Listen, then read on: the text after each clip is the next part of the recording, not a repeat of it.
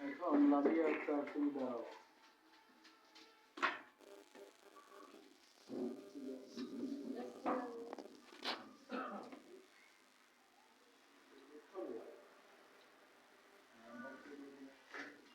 এখন গত তারিখে সকলের উপস্থিতিতে তোমাদেরকে একদিন সময় দেওয়া হয়েছে। এ ব্যাপারে তোমার চিন্তাধারা কি? তুমি তোমার স্বামীর সাথে যাবো না?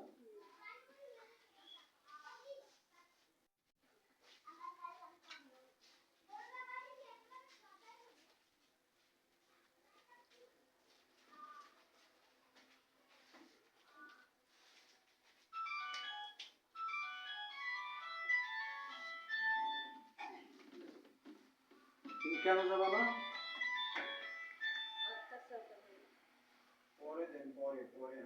জোরে কথা বলো। কি ধরনের অত্যাচার করে তোমাকে?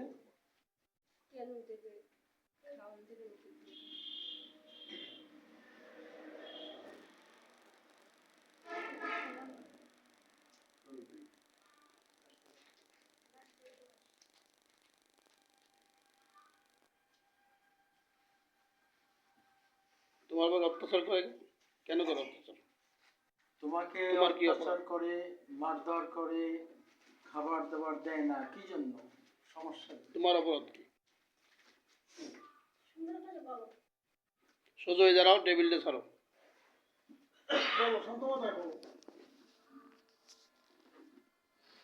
সঠিকভাবে সুন্দর এবং সঠিকভাবে বলবা, যেহেতু এটা রেকর্ড হচ্ছে। কোনো এই মোবাইল টোবাইল বন্ধ করে না। কথাবার্তা বলবো না। বলো কি অত্যাচার, কেন তুমি করে, কি তোমার সমস্যা, তোমার কি কারণ, কি কারণে করে? আমি এর যদি না মারি তো আমার মারবে না। আমি এর গালি না দিলে আমাকে গালি দেবে না। তা তোমাকে কেন অত্যাচার করে? টাকার জন্য? টাকা চায় তোমার কাছে? কি বলে? তাই? কত টাকা? টাকা দিয়ে কি করবে? কি গাড়ি? অটো গাড়ি কিনবে। ভালো জিনিস। এই অটো গাড়ির জন্য তোমার কাছে 1 লক্ষ টাকা চাইছি, কেউ সাক্ষী আছে? তোমার আশেপাশে কে জানে? এই কথাটা জানে কে, সাক্ষী কে যে তোমার কাছে টাকা চাইছে? বলো, তুমি কাকে বলছো যে আমার কাছে টাকা চাই? আমি জানাইনি। জানা নাই, গোপন রাখলে হবে না তো। তুমি কাউকে জানাও নাই? তোমার মা, বাবা, ভাই, বোন, আত্মীয় স্বজন, পাড়া প্রতিবেশী কাউকে জানাও নাই? কাউকে জানাও নাই? এটা কোন ধরনের কথা? তুমি কাউকে জানাও নাই? কতদিন আগে চাইছে টাকা? কতদিন পূর্বে টাকা চেয়েছে? কাউকে বলো নাই? বাবার কাছে বা মার কাছে, মা তোমার জামাই দিয়ে আমার কাছে 1 লক্ষ বা 2 লক্ষ টাকা চাই, দেবো কি দেবো না, দিতে পারবা কি পারবা না, এও তো আলোচনা করে বাপ মার সাথে। কেন করলাম না সেটা? বাবার কাছে টাকা নিতে ইচ্ছে জানাবো।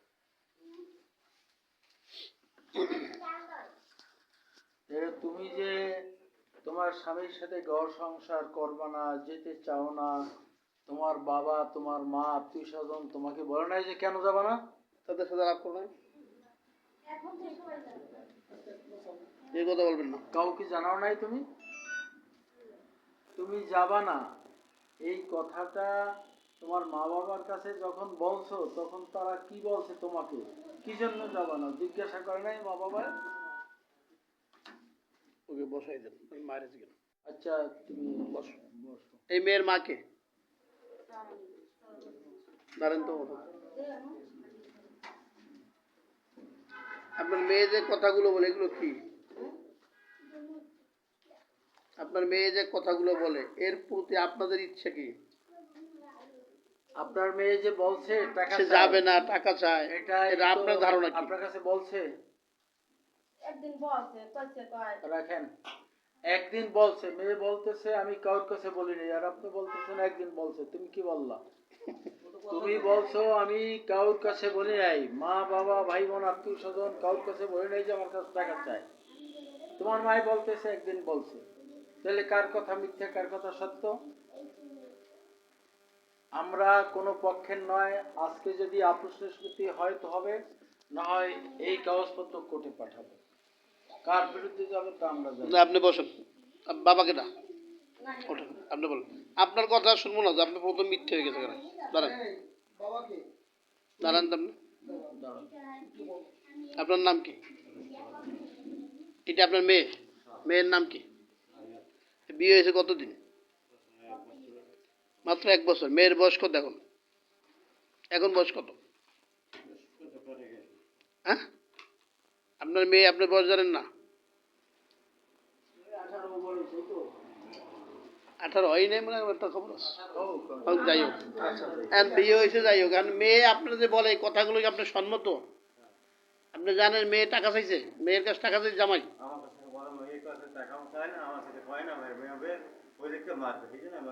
তার মানে আপনার কথা মেয়ে শোনে না, মেয়ের মাও শোনে না। হ্যাঁ, আপনি কি চান মেয়ে কি জামাইয়ের কাছে দেবেন না ঘরে রাখবেন? আপনি মেয়ে জামাইয়ের কাছে দেবেন না ঘরে রাখবেন?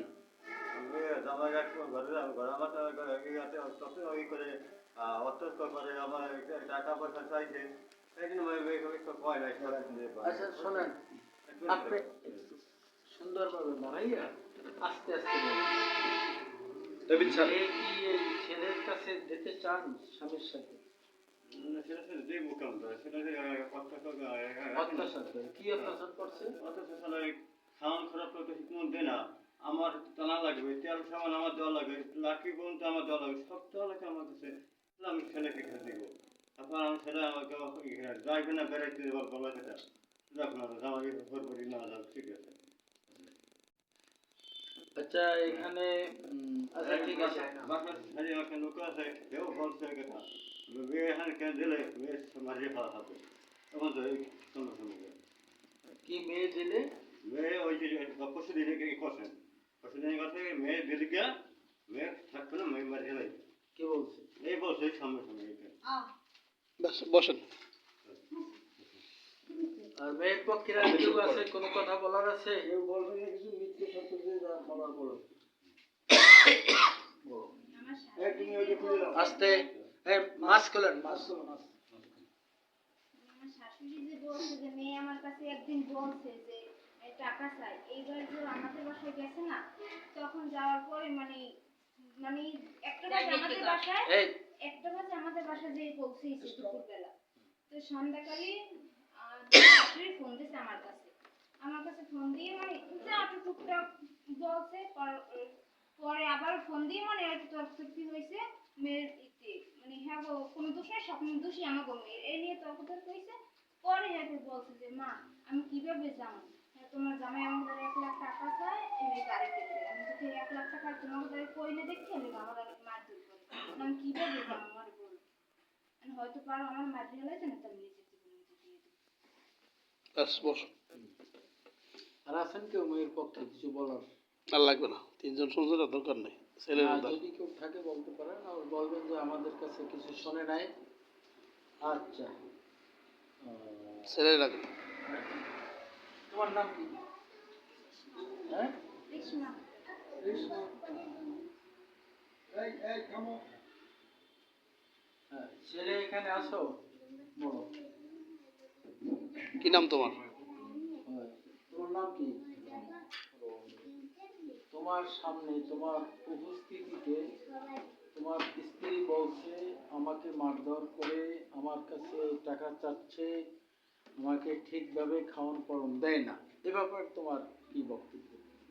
আমি টাকা চাইছি কিসের জন্য? কিন্তু বলছে যে গাড়ি কেনার জন্য। তোমার না তুমি বলি আমি প্রশ্ন আমার করবো তো না। গাড়ি তো অটোমেটিক একখানা আছি।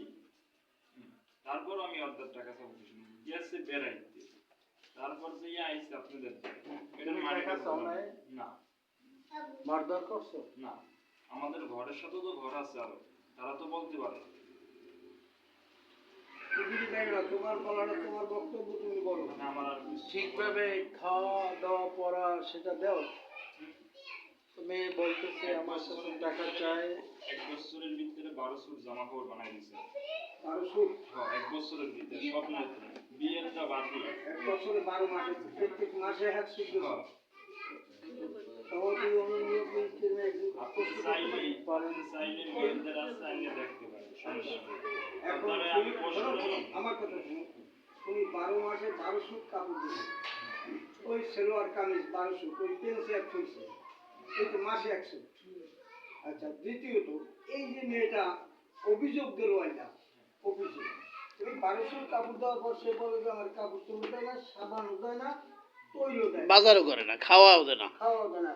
এখন তুমি সে জায়গায় বলতেছো যে আমি মাসে 100 কাপড় দিছি, যে হওয়ার কি এগুলি করে কি? এটাই তো আমার প্রশ্ন। তা তুমি তো এই মিথ্যা কথা বললা।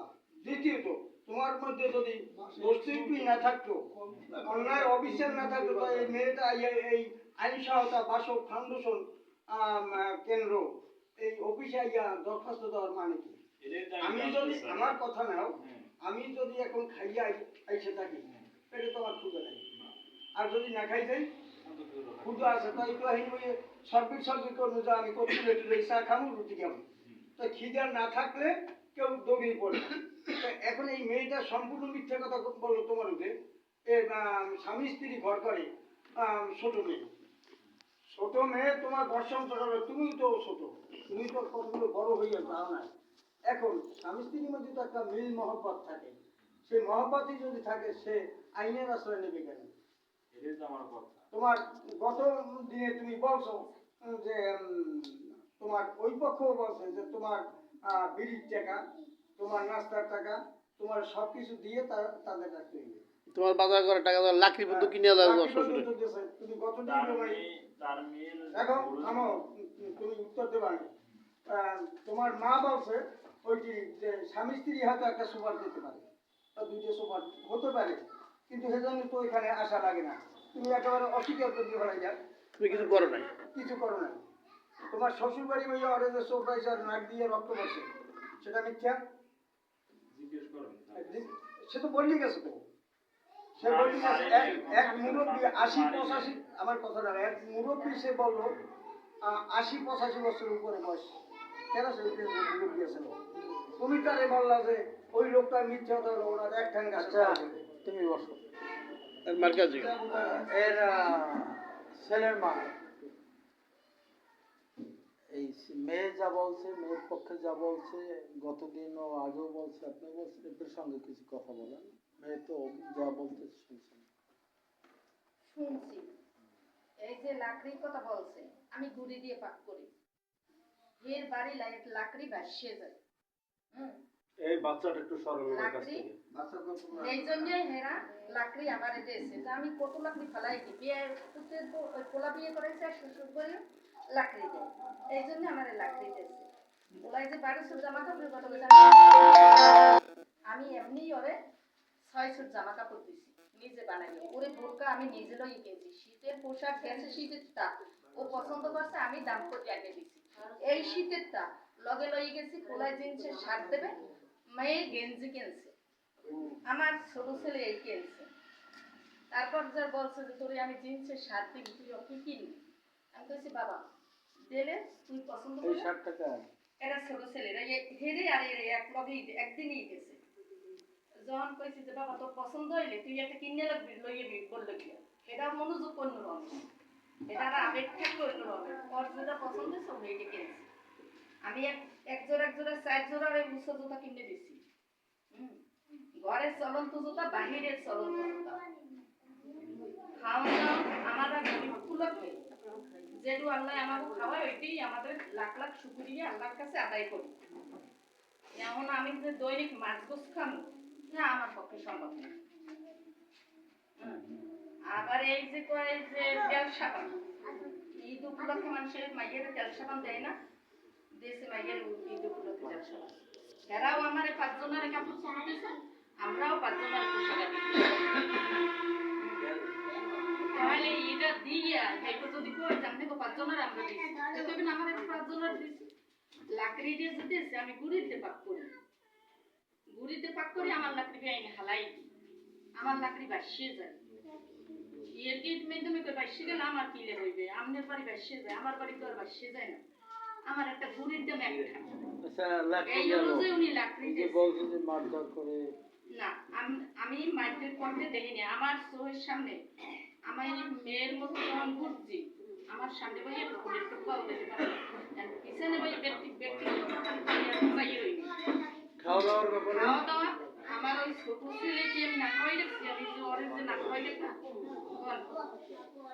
5-6 বছর যে বাচ্চাকে আমি না খাওয়াই রাখছি আমরা কি কোনো মানে যাই খাইছি আমার কি ও মেয়ে বলতে পারবে যে আমার শাশুড়ি দোকানে যাই একদিন এক কাপ চা খাইছে আমি বাজার করে ঠিকই খাই আমারে যা বাজার করে দেবে হেয়ে রান্নু আমার কোনো এইসব পেশা নাই যে আমি দোকানে যাই একটা পান খাবো ঠিক আছে শুনছি আর শোনা আপনি বসে ভাই কিছু বলবেন?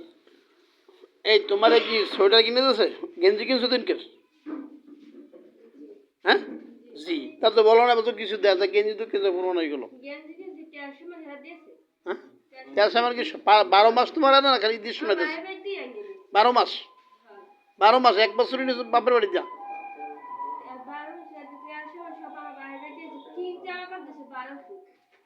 হ্যাঁ তোমার শাশুড়ি তো কিনে বানাই দে না?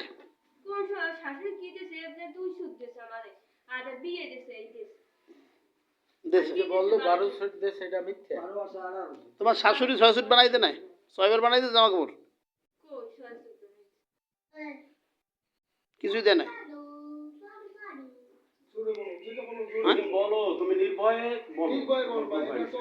দেয় নাই? 6 সুট দিয়েছে এই 6 সুট জামা কাপড় যদি 1 বছরের মধ্যে দিয়ে থাকে সেটা পুরনো হয় না সিকিও যায় আমি তো দেখাইতে জামা কাপড় দিয়েছে আমি দেখাইতে 12 সুট টাকা দিয়ে সারা 12 সুট 12 সুট দেয় নাই? না এখানে সমস্যা কি জানো, তুমি আরে মা মানতে পারো না, আর এও তোমার মেয়ে মানতে পারে না, আরে মামু তো এবার মাইমু ভাবতে পারে না। ভাবলে দুইটা মাইর দিলেও তো শুধু ছেলের সাথে যা অভিযোগ শাশুড়ির বলবে, একদিন বলছো যে আম্মা এটা করে আপনার ছেলে? তোমার শাশুড়ি কি একদিনে বলছো যে আম্মা আপনার ছেলে আমার সাথে এই দুর্ব্যবহার করে? হ্যাঁ কিছু কয় বলছো তুমি একবারও? তারা কয় নাকি? বলে তাহলে আর তুমি বাড়ি বসে বলবা অফিসে গেল হইবে কি, যাই লাভ কি? হ্যাঁ আইয়ে তো দেখবা কি হইবে। হ্যাঁ এখন আসছো না, দেখো কি হইবে, বাড়ি তো গেলে কি হইবে। এইরকম যদি বলো আর মায়েরে বললে কি হইবে? এটা তোমার নিজের মনের বুদ্ধি সব। না হ্যাঁ দেখেন না মাইক করে দেখেন না তোমার ইচ্ছে কি, তুমি অন্য জায়গায় কোনো বিয়ে টিয়ে বলার ইচ্ছে করছো, কোনো ধান্দা বাড়ি তোমার ভিতরে সেটা সত্যি কথা। কারণ ফোনে কথা বলো তুমি, না আমি তো ফোন চালাও স্বামী কিছু কি কি মোবাইল? এই টাচ মোবাইলে তো গন্ডগোল বাজাইছিল, এই গন্ডগোল টাচ মোবাইলে বাজাইছো তোমার। আমি কোনো ফোনে কথা বলি কারোর সাথে বলো না? হুম, না সত্যি গ্যাঞ্জাম করেও? তাহলে এখন ওই জামার বেড়ে যাবা না? আমি তো কই যাও। তোমার যদি ফুলের টাকায় গ্যাঞ্জাম করে মারে না খাই রেখে সম্পূর্ণ লেভেল দায়িত্ব আমাদের। 300 টাকার হ্যাঁ আমি হ্যাঁ পারবো কি স্ট্যাম্পে লিখিত বলে দেবো সম্পূর্ণ 300 টাকার। ও কোনোদিন তোমার মারবেও না, পিটাইবেও না। 1 মিনিট, হ্যাঁ 1 মিনিট, আমি এখানে একটু হস্তক্ষেপ করলাম, বেয়াদবি ক্ষমা করবেন। আজকে আমি একটু কথা বলবো, বলেন। প্লিজ ক্ষমা করবেন, বলেন, আমার বলেন। সুন্দর দৃষ্টিতে দেখবেন। বলো অভিপ্রায় তোমার। আজকে আমাদের এই সভার মাননীয় সভাপতি উপস্থিত, আমাদের মানবাধিকার সংস্থার ঢাকা থেকে আগত তদন্ত কর্মকর্তা সাহেব এবং সিনিয়র সহসভাপতি সাহেব এবং আরো অন্যান্য কর্মকর্তা যারা আছে, সবাইকে আসসালামু আলাইকুম। ব্যাপারটা হচ্ছে, এটা একটা আদালত, বিশ্ব মানবাধিকার সংস্থা বাসক। এইখানে আসছে একটা পক্ষ মামলা করতে, মামলা করার জন্য আসছে। আমাদের এখানে কাজ হচ্ছে উভয় পক্ষকে ডেকে আমরা একটা সমাধান দেব। তো সমাধান দিতে গিয়ে অনেক সময় আমাদের অনেক হেজিটেশনের মুখোমুখি হইতে হয়, তারপরও ওইটাকে উপেক্ষা করে আমরা একটা রায় প্রদান করে থাকি। তো সেই সুবাদে এইখানে যদিও আমাদের মানবাধিকার সংস্থার একটা রুলস আছে, আইন আছে, এবং এটা সম্পূর্ণ সরকার অনুমোদন ক্রমে এটা হচ্ছে, এবং এটা হচ্ছে বিশ্ব মানবাধিকার সংস্থা হিউম্যান রাইটস মাদার তেরেসা। এখানে আমাদের একটা প্যাট আছে, এইটা কিন্তু আমি আগেই ক্ষমা চেয়ে নিচ্ছি বড় ভাই, আরে আপনি বলেন, আপনি যে- অনুমতি নিয়েছেন বলেন, আমার জি। এত ক্ষমাটা কিছু এইখানে 1 মিনিট একটা পেপারস আমি একটু চাই, কোনটা? যে কোনো একটা পেপারস হলেই হবে।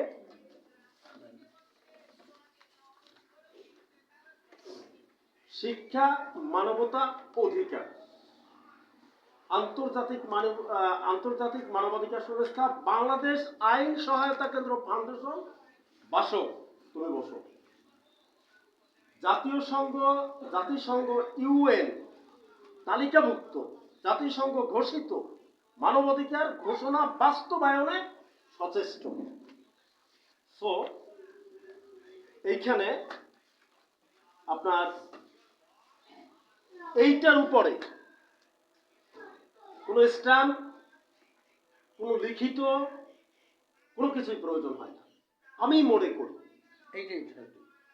আমি মনে করি এইখানে যদি স্ট্যাম্পে লিখিত পড়িত হয়, তাহলে আমরা এখানে আইন সহায়তা কেন্দ্র বাসকে প্রসঙ্গে দরকার নেই।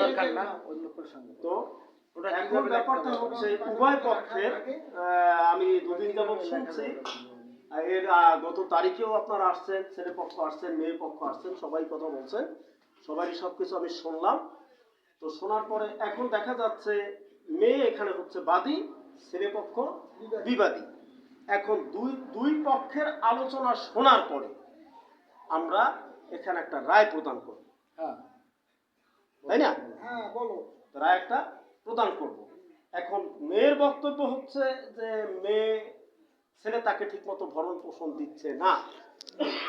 এমনকি এই মেয়ে আদালতে যতটুকু বলল যে মেয়ে বিবাহ দেওয়ার পর থেকে ছেলের বাড়ি থেকে একেবারে স্নো পাউডার থেকে তেল সাবান থেকে শুরু করে সবই দিচ্ছে। ওভাবে না, এদিকে দেন, আমি কেটে দিই।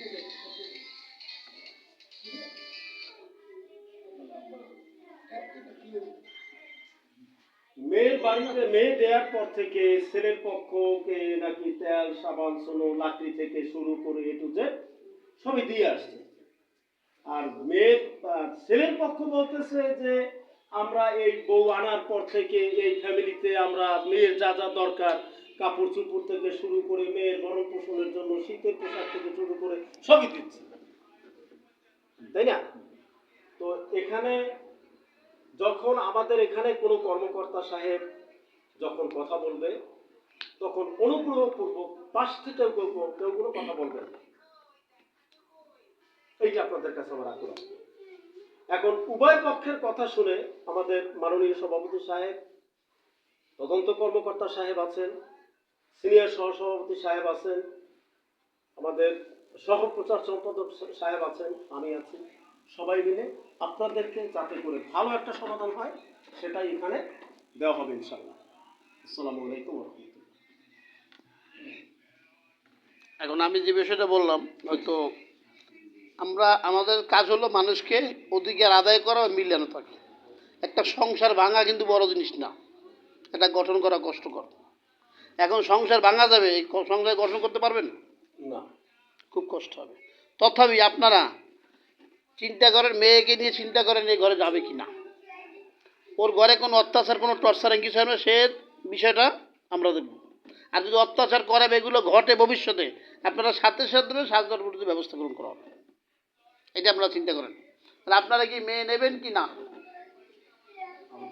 আমরা মেয়ে নেই, হুম, আমরা মেয়ে নেই। ভবিষ্যতে এরকম ধরনের কোনো কমপ্লেন আসবে? ইনশাআল্লাহ ভবিষ্যতে মাইয়ে যেটু বলছে, কিন্তু এক কিছুই সে সত্য কথা বলে না। সত্য মিথ্যা আপনারা যাচাই করবেন, আমি না। আমার কোনো এইভাবে তদন্ত লইয়ে দেখবেন হবে না। দেখবো প্রয়োজনে আমরা সপ্তাহে সপ্তাহে আমাদের কর্মীরা খবর নেবে, দেখবে, জানবে।